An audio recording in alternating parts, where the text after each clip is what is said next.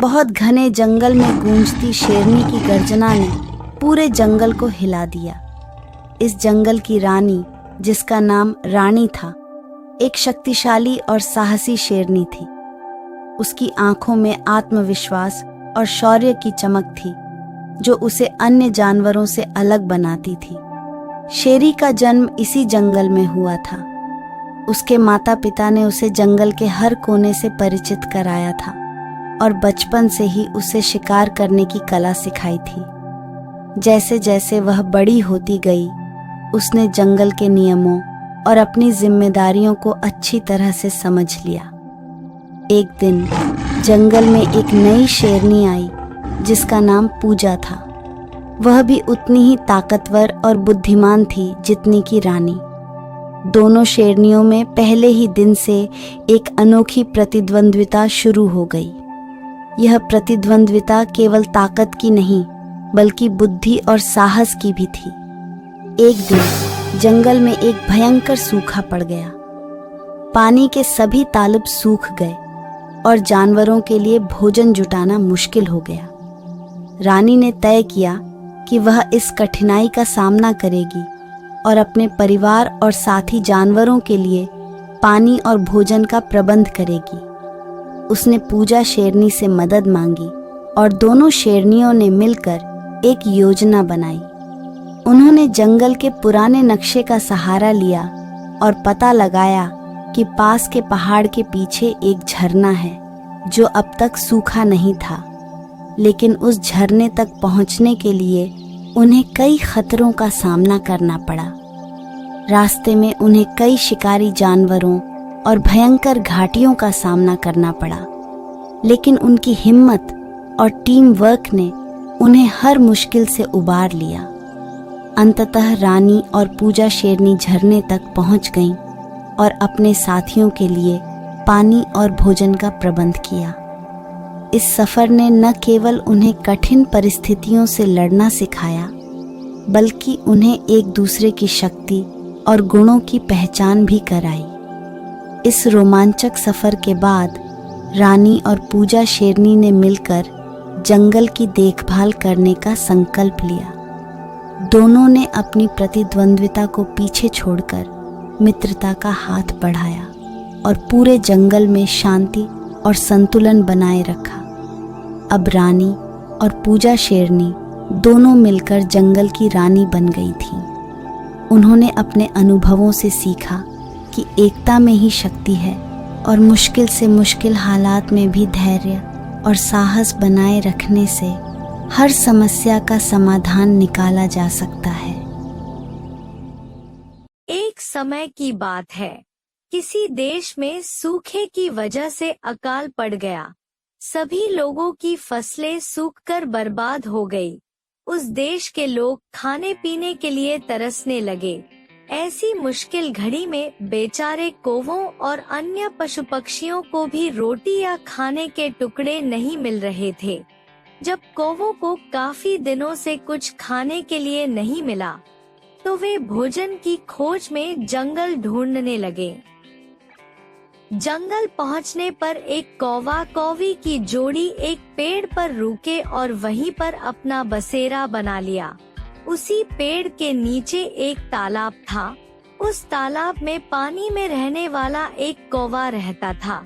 वह दिन भर पानी में रहता और ढेर सारी मछलियां पकड़कर अपना पेट भरता रहता था। जब पेट भर जाता था, तब वह पानी में खेलता भी था। वहीं पेड़ की डाल पर बैठा कौवा जब पानी वाले कौवे को देखता, तो उसका भी मन उसी की तरह बनने का करता। उसने सोचा कि अगर वह पानी वाले कौवे से दोस्ती कर ले, तो उसे भी दिन भर खाने के लिए मछलियां मिलेंगी और उसके भी दिन अच्छे से गुजरने लगेंगे। वह तालाब के किनारे गया और पानी वाले कौवे से मीठे स्वर में बात करने लगा।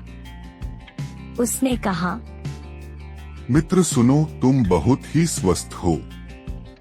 पलक झपकते ही मछलियां पकड़ लेते हो। क्या मुझे भी अपना यह गुण सिखा दोगे?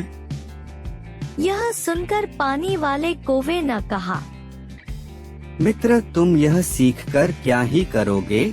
जब भी तुम्हें भूख लगे तो मुझे बता दिया करो।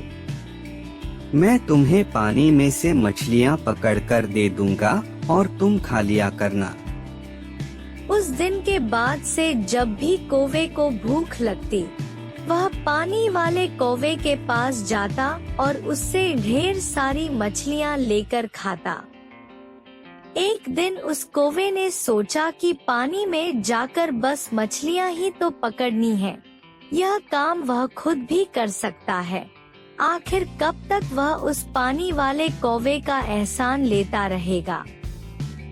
उसने मन में ठाना कि वह तालाब में जाएगा और खुद अपने लिए मछलियाँ पकड़ेगा।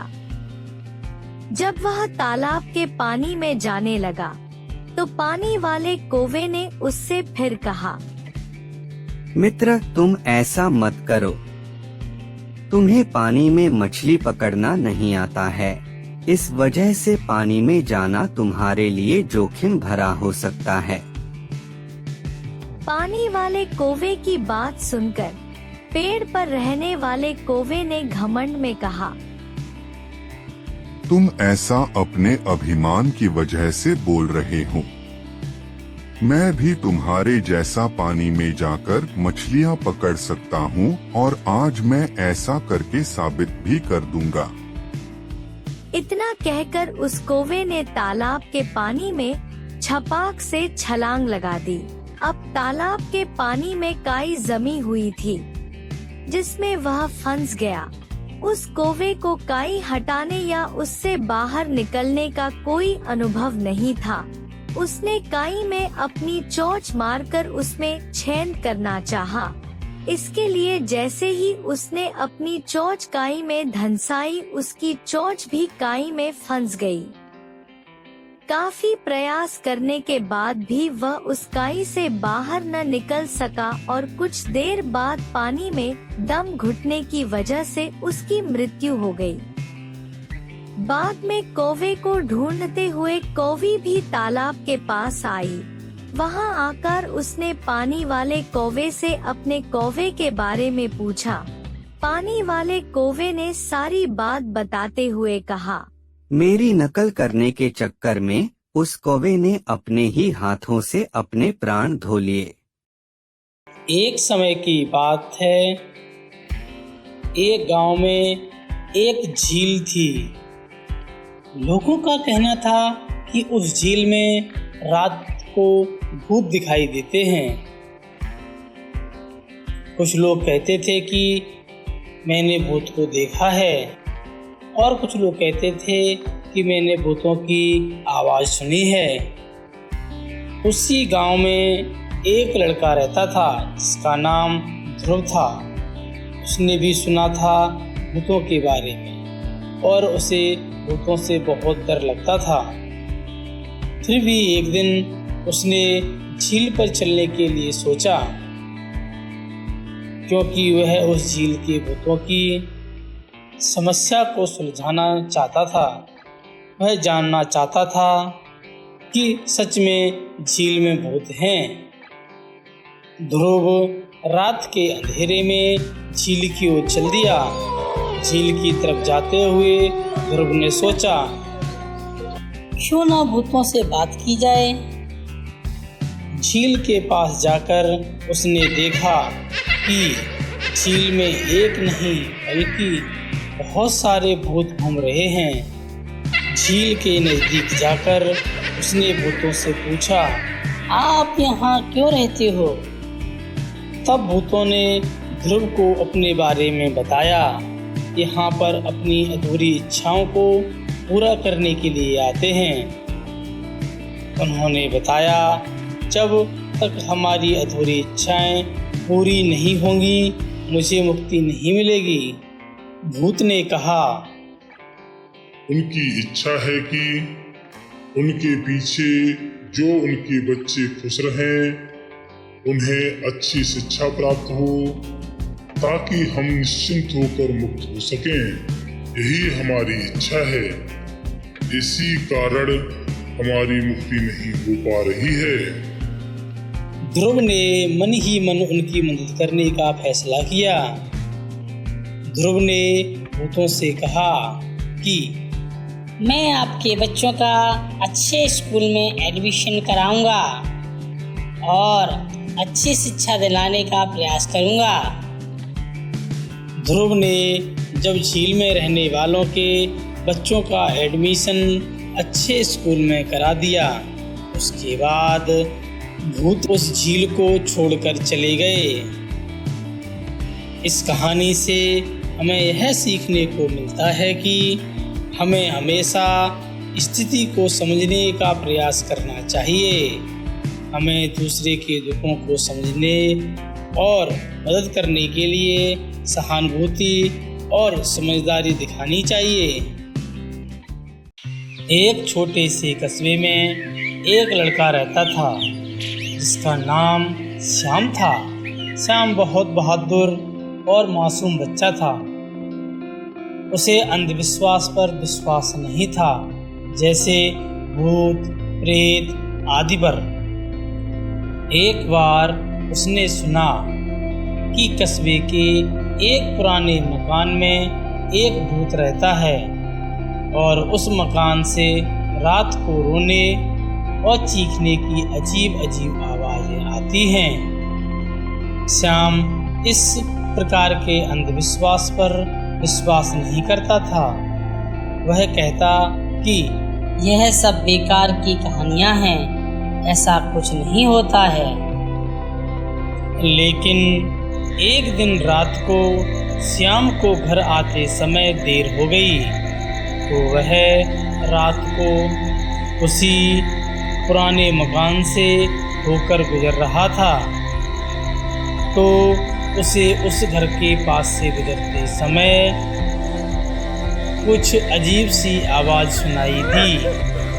वह पहले थोड़ा डरा, फिर सोचा कि शायद यह भी किसी गलतफहमी का परिणाम है। श्याम ने सोचा, मुझे अंदर जाकर एक बार देखना चाहिए, क्या यहाँ पर सच में भूत प्रेत हैं। श्याम ने जैसे ही दरवाजा खोला तो उसने देखा वहाँ कोई नहीं था। फिर उसे एक अजीब सी आवाज सुनाई दी। उसने उस आवाज का पीछा किया तो पाया कि वहाँ पर एक कोने में एक छोटा सा बच्चा देखा जो बहुत डरा हुआ था। फिर श्याम ने उस बच्चे को अपने साथ ले लिया और उसको बताया कि भूत की कहानी सिर्फ मनोरंजन के लिए होती है, असली जीवन में ऐसा कुछ नहीं होता है। श्याम ने फिर उस बच्चे से कहा, डरो मत, जो भी है वो तुम्हारे नजदीक होने के बावजूद तुम्हारा कुछ नहीं बिगाड़ सकता है। इस कहानी से हमें यह सीखने को मिलता है कि हमें अपने अंदर से डर को हटाना चाहिए और वास्तविक जीवन पर विश्वास करना चाहिए। असली जीवन ही हमारे जीवन के लिए महत्वपूर्ण होता है।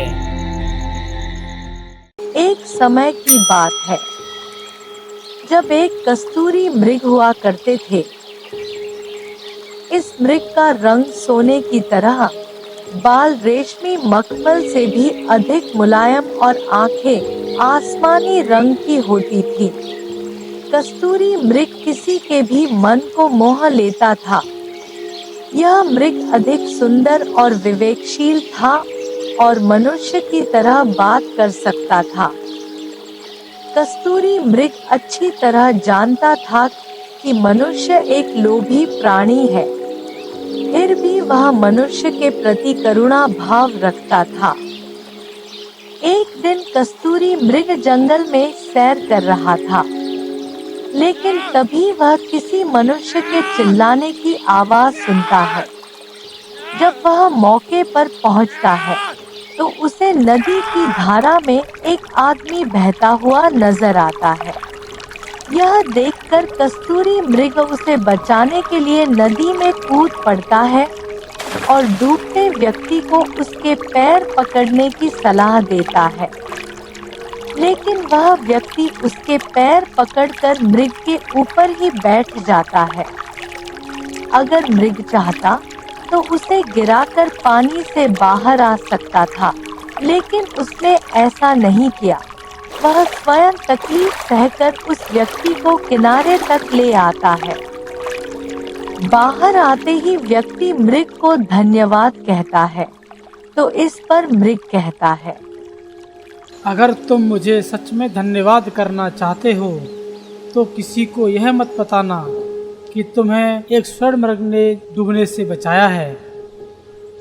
मृग ने उसे कहा, अगर मनुष्य मेरे बारे में जानेंगे तो वे मेरा शिकार करने की कोशिश करेंगे।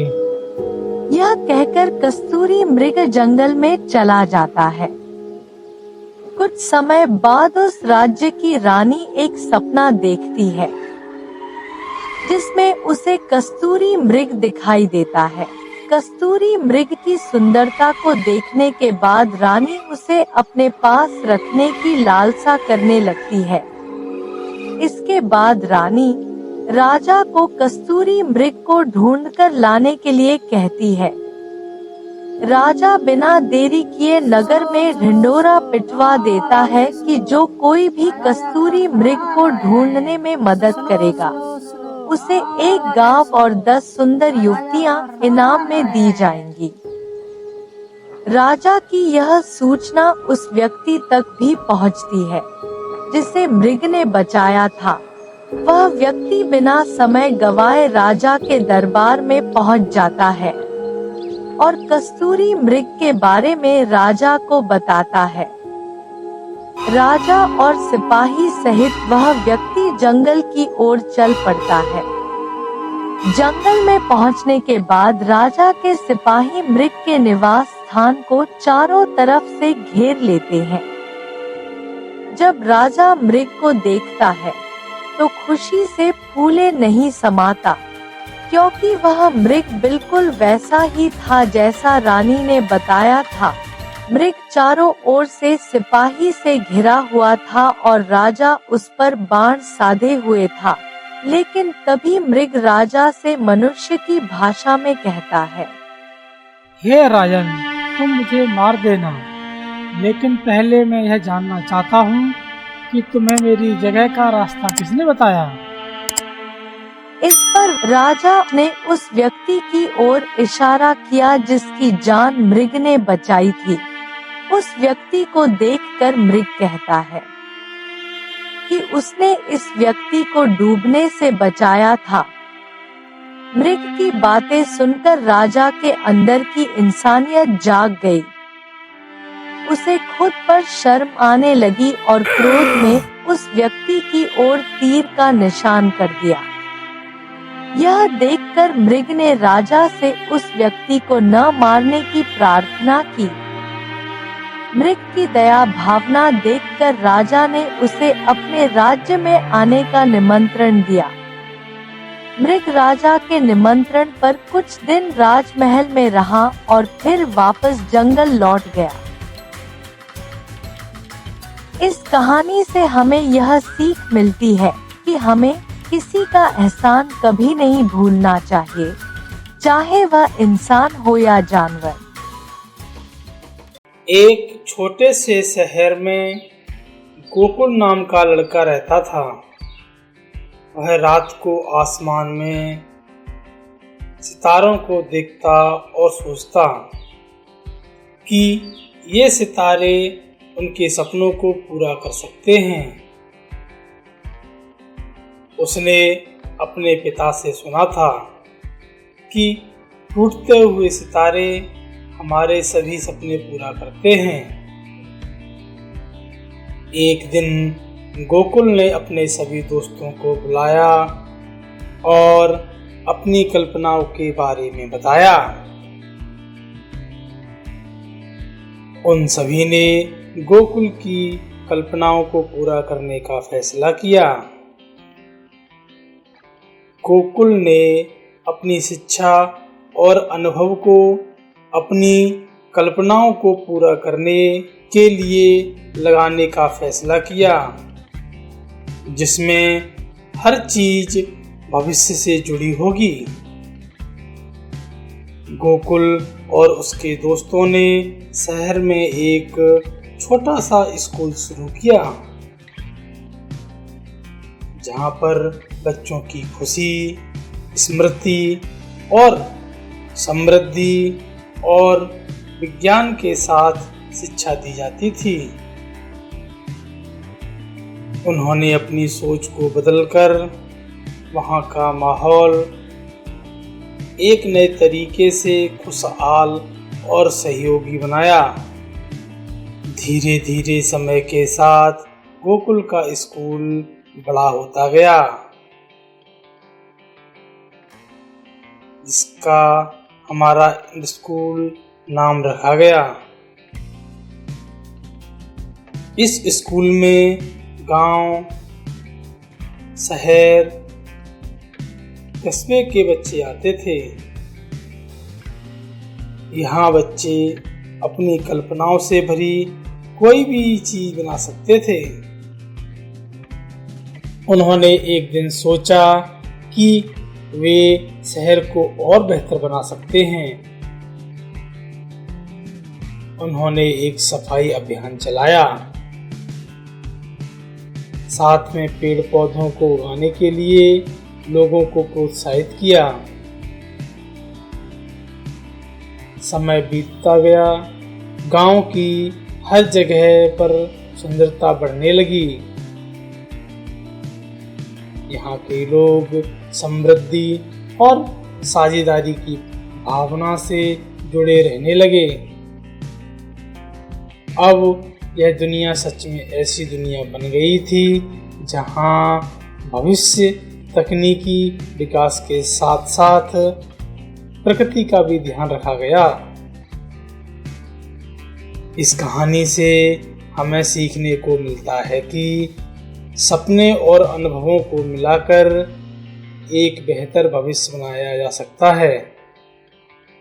उन्होंने सिखाया कि अनुभव और कला का सही इस्तेमाल करके कोई भी कार्य किया जा सकता है। यह कहानी छोटे से कस्बे में रहने वाले बच्चों के बारे में है। रघु और प्रिया दोनों अच्छे दोस्त थे, जो एक ही शहर के एक ही कॉलोनी में रहते थे। वे एक साथ खेलते, पढ़ाई करते और साथ में ही आइसक्रीम की दुनिया की कल्पना करते थे। उनकी आइसक्रीम की दुनिया में वे अलग अलग रंग बिरंगी आइसक्रीम खाते थे। एक दिन रघु ने एक आइसक्रीम के बारे में सुना, जो हर रोज स्वाद और कलर बदलती थी और जितनी चाहो उतनी मिलती थी। रघु ने अपने दोस्त प्रिया को इस बारे में बताया। वो दोनों आइसक्रीम को खोजने के लिए घर से निकल गए। रघु और प्रिया खोजते हुए आइसक्रीम की दुनिया में पहुंच गए। वे खुशी के साथ आइसक्रीम की दुनिया में रंग बिरंगी आइसक्रीम खाने लगे। वहां पर हर आइसक्रीम नई और अनोखी थी। आइसक्रीम खाते खाते और घूमते घूमते बहुत समय हो गया था। यह दुनिया जादुई थी, हर तरफ आइसक्रीम ही आइसक्रीम थी। रघु और प्रिया यह देखकर बहुत खुश थे। वह चलते चलते एक गुफा के अंदर पहुंच गए। वहां उन्हें एक अद्भुत आइसक्रीम दिखी। वो दोनों उस आइसक्रीम के पास गए और उन्होंने देखा कि वह आइसक्रीम पल पल पर अपना रंग बदल रही थी। रघु और प्रिया को देखकर वह आइसक्रीम उन दोनों से बात करने लगी। उसने कहा कि आइसक्रीम वो है जो हमारे जीवन में होती है, वो हमारी मासूमियत, हमारी खुशियाँ, हमारी कल्पनाएं होती हैं। उस आइसक्रीम ने कहा, आइसक्रीम की दुनिया हमारे अंदर होती है, हमें महसूस करना चाहिए, जिसे सभी पसंद करते हैं। आइसक्रीम का पीस हमें अलग अलग दुनिया में ले जाता है, जहाँ खुशी ही खुशी होती है। इसके बाद आइसक्रीम ने रघु और प्रिया को बहुत सारी आइसक्रीम दी, जिसे खाकर उन्हें बहुत खुशी मिल रही थी। फिर आइसक्रीम ने रघु और प्रिया से कहा,